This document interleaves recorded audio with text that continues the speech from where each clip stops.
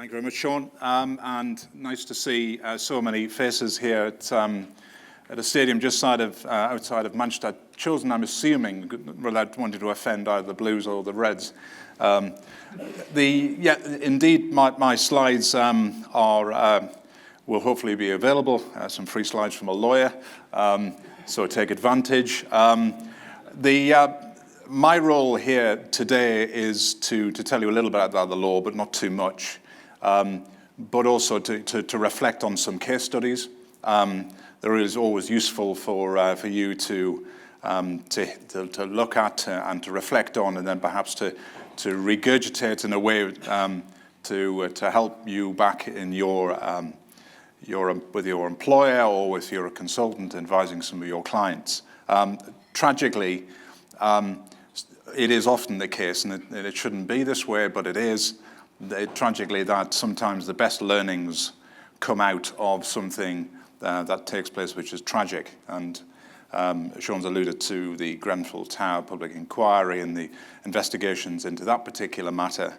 And various other large-scale industrial accidents have happily resulted in some lessons being learned as a result of some tragic circumstances. But that can take place even on a very moderate level with some of the case studies that I'm going to show to you. So do look at them, reflect on them, and use them to your advantage. Okay, just do this. So working at height, and there were some surprising stats that I saw, and I note it's reflected in some of the literature that you've been given as a delegate for here this morning about, well, it's the final bullet points of that slide, which reflects, I think, an increase from previous years and something like 27% of fatalities resulting from falls from height. I mean, that's the sort of statistic that is thrown back at a defense lawyer and my clients during the course of proceedings in the Crown Court or the Magistrates' Court. It's the sort of statistic that when you're dealing with the aftermath of an incident and then you're running up to a sentencing hearing in court, that sets the scene for the prosecutor to be explaining to the court that the work that you do when you're working at height is very high risk, and therefore some of the metrics around sentencing need to reflect that. So you're not walking into a sentencing hearing with an unforeseeable, unexpected incident that's arisen out of a relatively low-risk activity. You're already coming in at a threshold which is at the higher level, as I say, of the likelihood of harm. You're already going to be having these statistics played back, if you're unfortunate enough for your organization, played back at you by the prosecution to say how important it is that these types of prosecutions receive the promotion and why it's in the public interest for a prosecution to be taken because of the stubbornly high number of fatalities and serious injuries, because of course that is only fatalities, that arise when you're working at height. So you've got a perfect storm of a very high risk activity, likely to result in fatality or very serious injuries. That's going to have the prosecution, some might say rightly preaching to the court, to the sentencing judge, that this is exactly the case, that he or she should make an example of this company, not just for the company, but also to set a tone going forward, and hopefully will awake those sleeping stakeholders at various organizations who perhaps don't have this at the forefront of their minds. So it's easy to overlook statistics, and it's easy to forget the fact that ultimately these are the sort of things that will come back to bite anybody who's unfortunate enough to find themselves in the criminal courts. Well, I don't really need to be spending too much time on this slide to explain some of the legislation that surrounds working at height. The one piece of legislation that actually is always hit the headlines is, of course, the Corporate Manslaughter Act. It's the sort of act that for whatever reason, in the boardroom, they've heard of, they're worried about. But actually, some of the other legislation that underpins that, the directors in the boardroom absolutely need to be worried about. Section 37 of the Health and Safety at Work Act is the one piece of legislation that more often than not will be sending directors to jail. Yes, there is gross negligence manslaughter. It's quite a high threshold. It's a common law offence against any of us in this room. We can be charged with gross negligence manslaughter if our conduct is so gross. But actually, Section 37 requires either consent, connivance, which is from the Latin convere, to turn a blind eye, or neglect. And it's neglect that's the one that catches a lot of people unguarded, if you pardon the pun. Neglect is something, and I was talking to Jason just before coffee, and there's dynamic that exists between somebody putting to work and somebody at work.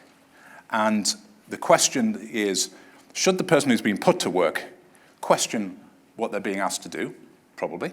And should the person who's putting them to work satisfy themselves that that piece of work is safe? Absolutely. What happens when this person says, I'm not too sure about this, is that the person put into work either accepts that, acknowledges that, and deals with it, or, often is the case, might turn around and say, just do it. Neglect actually requires this person putting them to work to put themselves on inquiry that they're happy with this. Not to ask the question, it's okay everything's okay, isn't it? Because if you ask that question, it's a leading question, is everything okay, isn't it? More often than not, people say, yes, fine, we're all right.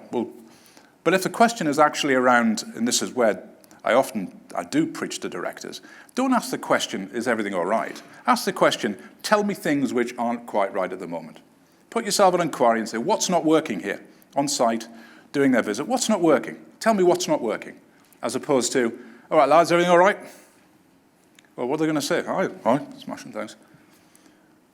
You can probably tell from that answer that I'm already slipping in a Geordie when I talk about the lads on site.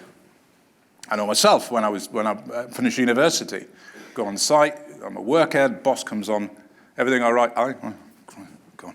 Hope you didn't see me there. I was sleeping on the job, or whatever it was, whatever it is, that's the role. So neglect, Section 37, very, very important piece of legislation in my view, and it's the one piece of legislation that keeps on coming back to me and my team as oh God, what's up? Well, we've got them off corporate manslaughter. Well, what have we got? Well, we've got Section 2 of the Health and Safety Work Act, and what else? Well, the director's got Section 37. Oh, bloody hell. Are you going to speak to them and tell them about potential imprisonment? Yeah, I'm going to have to do that. And then we go and talk them through, and you're saying, what's the chances? And then after that, the whole debate changes. The company, well, we can plead the company. What do I need to do? What's the worst case scenario? Am I going to go to prison? So that does change the dynamic. So corporate manslaughter, Section 37, remember. A variety of ways that things can go wrong following something, an accident or a serious injury. Criminal prosecution, you all know that. Prosecution, breach of the duty. Statutory or director, they can be vulnerable to personal prosecution, that's a Section 37. And the new sentencing guidelines that hopefully everybody is aware of, been in place now for up to 2 or 3 years. Really, these are the ones which I'm going to focus on in some of the case studies, just to so you can take them away and show to your boss or show to your clients, look, this is happening on a regular basis, company big, fine, director prison. We have seen a significant rise in individuals being prosecuted. The news recently, I think earlier in this week, or was the back end of last week, it was Friday last week, following the Bosley Mill explosion. There's some, obviously, that resulted in that hitting the headlines. Charges haven't been brought against the company, against some of the directors in relation to that particular incident. So it's becoming par for the course now. Serious incident, company and an individual being prosecuted. So I'm going to run through some case studies. I'm not going to take you through all of the facts.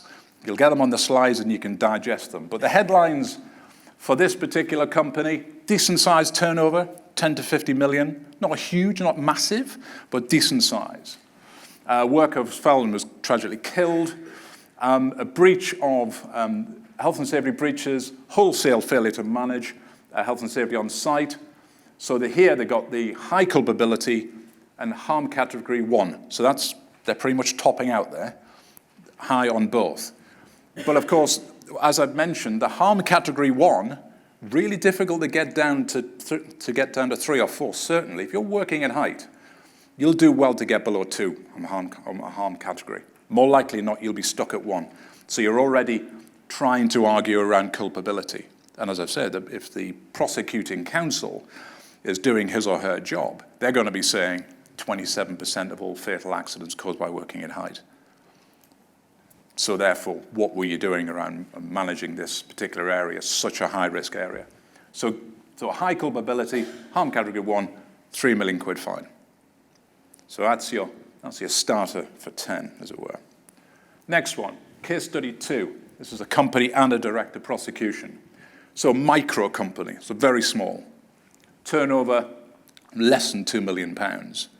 So this would capture a lot of organizations, significant number of people in this category. And these are, of course, the organizations that don't have significant resources like the large companies do.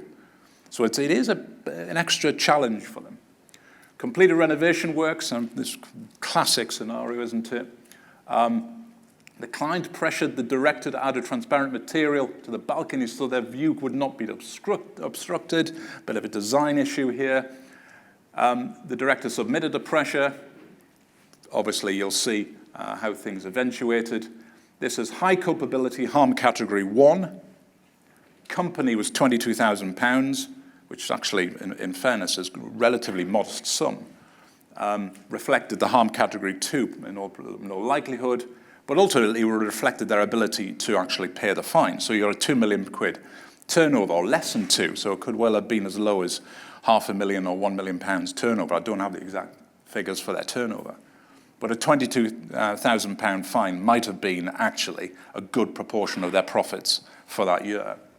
But then the director received a 12-week custodial sentence, suspended for 12 months. So that's a Section 37. So the good news is he doesn't have to take his toothbrush to court and walk straight in for probably would have been 6 weeks and then out, but it hangs over his head for 12 months. And obviously that he's still being convicted of a serious health and safety offence. So that's case study 2. Case study 3, 2019 prosecution. So all of this is obviously very recent. Repair and maintenance company. Worker fell 2 meters,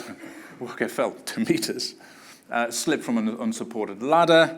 I'm sure this is sort of exactly the sort of reason why you have all of those facilities in the conference hall there. HSE found there was no edge protection around the roof and only access to the roof was via an unsecured ladder. I mean, this is just basic stuff. The HSE also found that sufficient risk assessment was not in place, so there's no risk assessment, inadequate systems and procedures, no system in place to ensure that the workers were supervised. I mean, what else could they have done wrong here? It was a large company with a turnover of £40 million, but only a fine of 150. So when you're looking at these case studies, a number of things come to light. What more could they have done wrong? A large company, so flicking back to the very first one, broadly the same size, they get a £3 million fine. Their fine is £150,000. So how does this work? How does this square up? Well, the truth of the matter is that we have individual sentencing judges, district judges, all of whom are different, all of whom have different views on life, all of whom take a particular approach in terms of how they deal with these types of matters. The company in this case They could well have played a great tune in terms of working with the HSE, making sure they made all these improvements. But ultimately, from a headline point of view, this is the problem that I experience doing my job. That is a win for a defendant. That is a win for that, whoever the legal team were in that particular case. But is it a win for the safety community? Is it a win when you consider how that can be a preventative measure and a warning to organizations, but that, in 2019, isn't? That's the sort of fine that actually, about 5 or 10 years ago, would have been on the higher threshold, absolutely, but now, I mean, it's inconsistent. So it is very difficult when you are talking to organizations and when you're trying to convince directors about the need to be doing this. If they see a fine like that compared to the first case study, what are they going to do? Well, they're certainly not going to react in the same sort of way. So it is frustrating for the safety, the health and safety, I call safety, but I mean health and safety, of course, in terms of getting the message off consistently when we still see examples of fines as low as that, when in the sort of circumstances, somebody there has got long-lasting symptoms, and yet the company gets a fine like that. So that is frustrating. Case study 4. This is a case, routine HSE inspection around a site, no accident or injuries. Interesting. So HSE found there's no edge protection, full protection, measures, risk assessments, et cetera, et cetera. So there's lots of reasons why this was a company that was waiting to have an accident.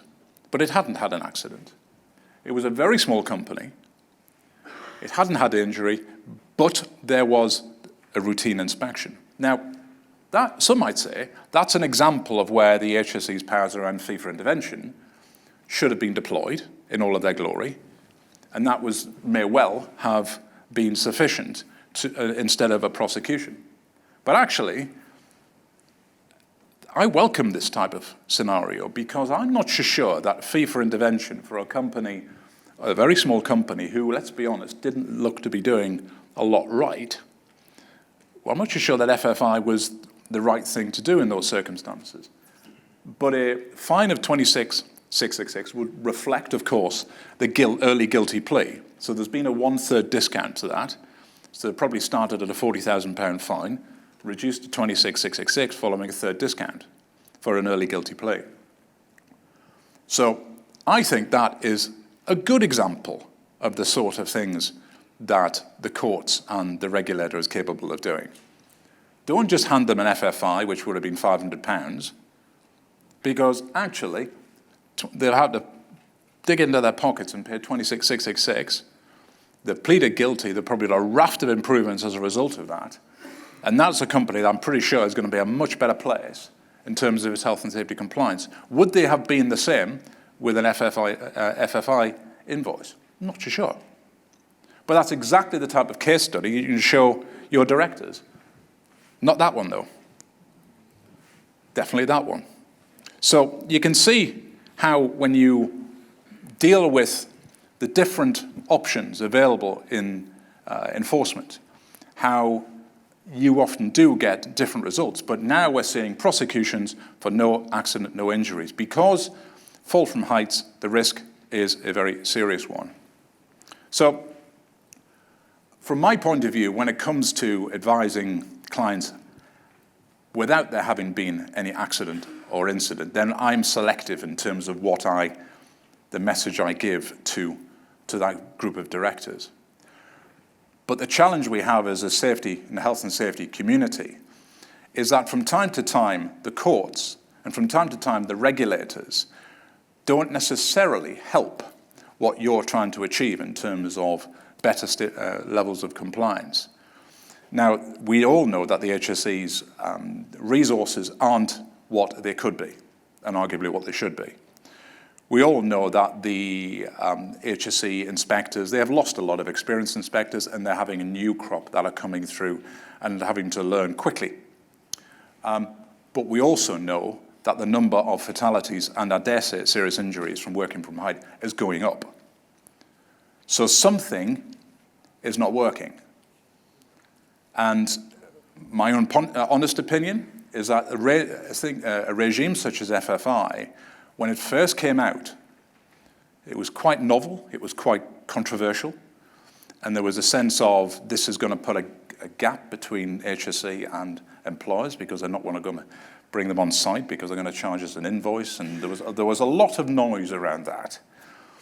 But I worry that actually what we have is a situation where organizations think that actually an invoice for getting it wrong, well, it's not the end of the world. The number of prosecutions that are being brought have dropped. Whereas we see if they are being prosecuted, and the sentencing guidelines that are available can have a significant deterrent. So there's something happening. The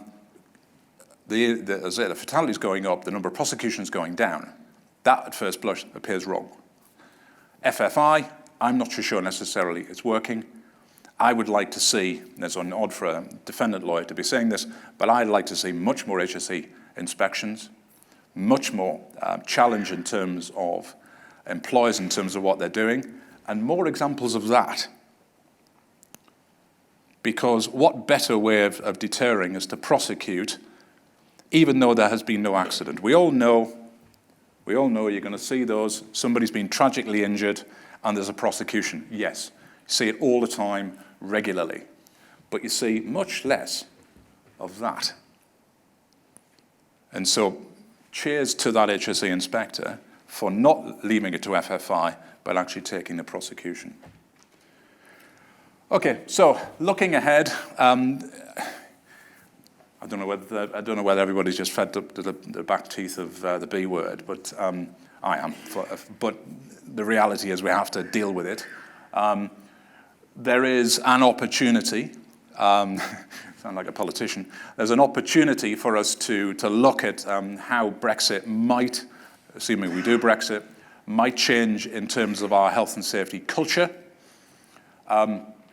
There is, however, a narrative out there in terms of Brexit allowing us to trade more internationally, more globally, and there is a worry. I'm sure you all have that, and I certainly have that in terms of our efforts to compete on a more global level. How is that going to impact upon the culture of business and the culture of compliance that we have here in the UK? I know that I've got a team not just in the UK, but outside of the UK in various different jurisdictions.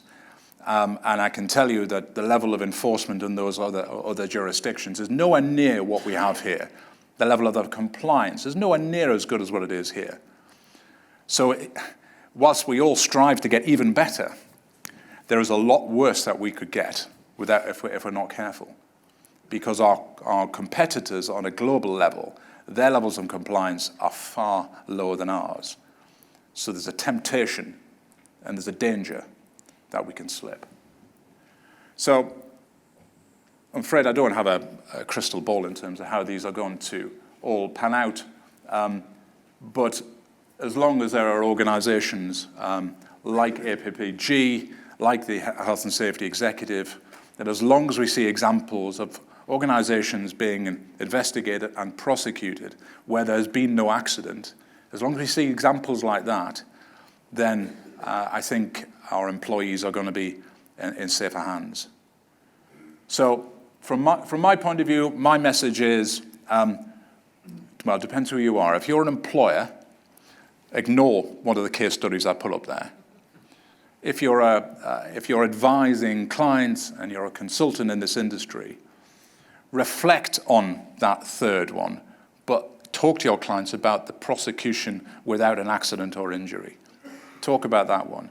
If you're a regulator, I don't know if there are any regulators in the room, hopefully you will take on board what I've said. I know that you're probably frustrated in terms of resources that you have, but I would like to see less FFI invoices and more prosecutions on those routine inspections, because I think FFI is not the way forward for a number of reasons, and as the one I've mentioned, the most significant. And final word, Section 37, consent, connivance, and neglect. That is probably, if you're on the board or you report to the board, you use that word neglect. Are you putting yourself on inquiry? Are you asking the questions which aren't yes, everything is okay? That's not a right question. I don't know where I am in terms of time. I think I'm broadly on time. So thank you very much, everybody, for your attention and listening to me. And I hope you enjoy the rest of the day.